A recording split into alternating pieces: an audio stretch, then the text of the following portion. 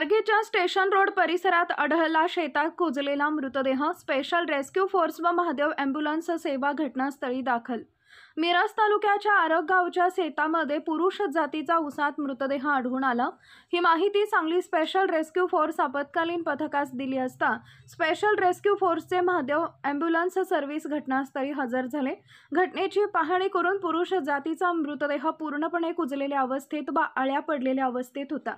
मयत व्यक्तीची ओळख पटली असून मयत व्यक्तीचे नाव बाळूलिंगप्पा कुंभार वय वर्ष 60 राहणार आरग गावचा असून तो मिरज ग्रामीण पोलीस स्टेशनला मिसिंग तक्रार दाखल असून आज त्याचा मृतदेह शेतामध्ये आढळून आला आहे। मृत्यूचे कारण अद्याप अस्पष्ट असून पुढील तपास मिरज ग्रामीण पोलीस करतात।